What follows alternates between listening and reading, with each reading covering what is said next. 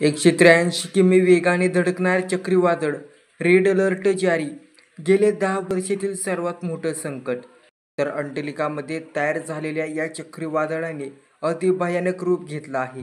त्यामुळे प्रचंड वेगाने वारे वाहणार असून या वाऱ्याचा वेग ताशी 183 किमीपर्यंत असू शकतो, असा इशारा हवामान विभागाकडून वर्तवण्यात येत आहे. ब्रिटन आणि आयर्लंडमधील हे गेल्या काही वर्षातील सर्वात मोठं संकट असल्याचं स्थानिक हवामान विभागाच्या अधिकाऱ्यांनी म्हटलं आहे. या चक्रीवादळाच्या पार्श्वभूमीवर शाळांना सुट्टी देखील करण्यात आली असून नागरिकांना घरातून बाहेर न पडण्याचे आदेश देण्यात आलेले आहेत. ब्रिटन आणि आयर्लंडमधील गेल्या काही वर्षांमधील सर्वात मोठं संकट असल्याचं स्थानिक हवामान विभागाच्या अधिकाऱ्यांनी म्हटलं. उत्तर अंटार्क्टिकामध्ये तयार झालेल्या या चक्रीवादळाने अतिभयंकर रूप घेतलं आहे.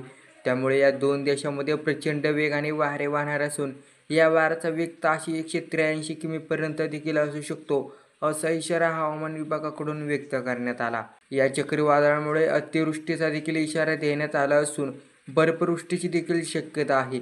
या पार्श्वभूमीवर नागरिकांना सतर्क राहण्याचा इशारा देखील देण्यात आला. चक्रीवादळ एल्विनमुळे आयर्लंडच्या अनेक भागात अतिमुसळधार पावसाचा रेड अलर्ट जारी करण्यात आला आहे. सध्या या वादळाचा जो वेग आहे तेवढ्या वेगाने हे वादळ किनारपट्टीवर धडकल्यास प्रचंड नुकसान होणार आहे. यापूर्वी 2011 मध्ये एवढ्याच तीव्रतेचे वादळ आयर्लंडला धडकलं होतं. या चक्रीवादळात प्रचंड नुकसान झालं होतं. त्यामुळे खबरदारीचा उपाय म्हणून लोकांना सुरक्षित स्थळी हलवलं जात आहे. या चक्रीवादळामुळे प्रचंड जोरात वारे वाहणार असून अतिमुसळधार पावसाची देखील शक्यता आहे. सोबतच बर्फवृष्टी देखील होणार आहे.